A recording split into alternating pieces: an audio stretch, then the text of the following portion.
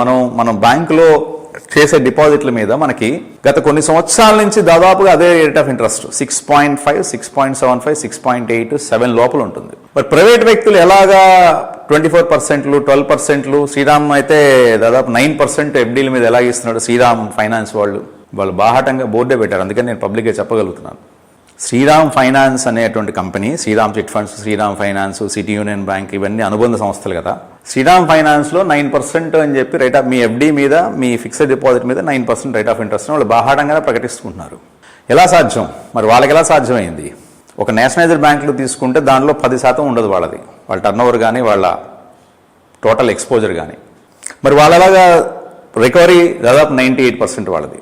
మరి ఒక state bank of ఇండియాకో, ఒక కెనరా బ్యాంకో, ఒక పంజాబ్ నేషనల్ బ్యాంకో ఉన్న ఇన్ఫ్రాస్ట్రక్చరు, మ్యాన్ పవరు శ్రీరామ్ ఫైనాన్స్కి ఎంత ఉంది మీరు కంపేర్ చేసి చూడండి. మరి వీళ్ళ రికవరీ ఎలాగ 98%? హెచ్డిఎఫ్సి రికవరీ పర్సంటేజీ దాదాపు 80% ఉంటుంది, 80, 85, 90% కూడా ఉంటుంది. ICICI 90%, axis bank 90%. తేడా ఏంటి? వాళ్ళు ఏ పాయింట్ అయితే మెయినో అవి మాత్రం చూస్తున్నారు ఎన్బిఎఫ్సిలు వాళ్ళు. ఒక వ్యక్తి ఇతను రీపే చేయగలుగుతాడా లేదా అనే అసెస్మెంట్ వాళ్ళు చాలా యాక్యురేట్గా చేస్తున్నారు. అట్లీస్ట్ 90% యాక్యురేట్గా చేస్తున్నారు. నేషనల్ బ్యాంక్స్ వాళ్ళు చేయట్లా. పూర్వకాలం కాంగ్రెస్ గవర్నమెంట్లో ఉన్నటువంటి ముఖ్యమంత్రుల గురించి మాడుకునేవాళ్ళు. ఏదైనా ఒక పని చేస్తే ఇది చేశాడు, అది చేయలేదని పేరు, ఏది చేయకుండా ఉంటే బెటర్ కదా అని అనుకునేవాళ్ళు. అప్పట్లో నవ్వుకునేవాళ్ళు ప్రజలు. అలాగే వీళ్ళు నేషనలైజ్డ్ బ్యాంక్స్ వాళ్ళు అప్పిస్తే కదా ప్రాబ్లం, ఇవ్వకపోతే బెటర్ కదా. ఎవరికి ఇస్తారు? మళ్ళీ అగైన్ పైన హైరార్కీ వాళ్ళు చెప్పిన వాళ్ళకి ఇస్తారు. ఎందుకు రాసేసుకుంటారు దాంట్లో referred by DGM, referred by GM. పెద్ద స్కామ్ అయ్యి పొలిటికల్గా ఇష్యూ అయ్యి పార్లమెంట్లో దాని గురించి డిస్కషన్ వస్తేనే కదా వీళ్ళకి ఏదైనా ప్రాబ్లం వచ్చేది. లేదా వాళ్ళు రిటైర్ అయిపోతారు, వెళ్ళిపోతారు, వాళ్ళ బెనిఫిట్స్ వాళ్ళు తీసుకుని వెళ్ళిపోతారు.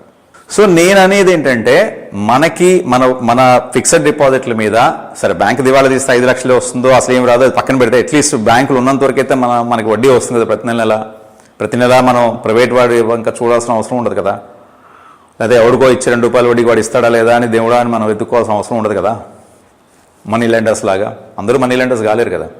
సో ఎప్పుడైతే ఈ లెండింగ్ రేషియో, డిపాజిట్ రేషియోకి తేడా ఎక్కువ ఉంటుందో, ఎప్పుడైతే రికవరీకి నానా అగచాట్లు పడుతుందో బ్యాంకు, అప్పుడు మరి ఈ ప్రాబ్లం తప్పదు. మరి ఎన్నాళ్ళైనా కూడా అదే రేట్ ఆఫ్ ఇంట్రెస్ట్లు ఉంటాయి.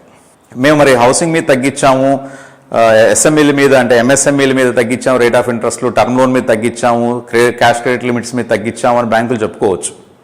అంతకంటే హాస్యాస్పదం ఇంకోటి ఉండదు. తగ్గించకపోతే ఇంత మాత్రం గౌరవం కూడా ఉండదు వాళ్ళకి.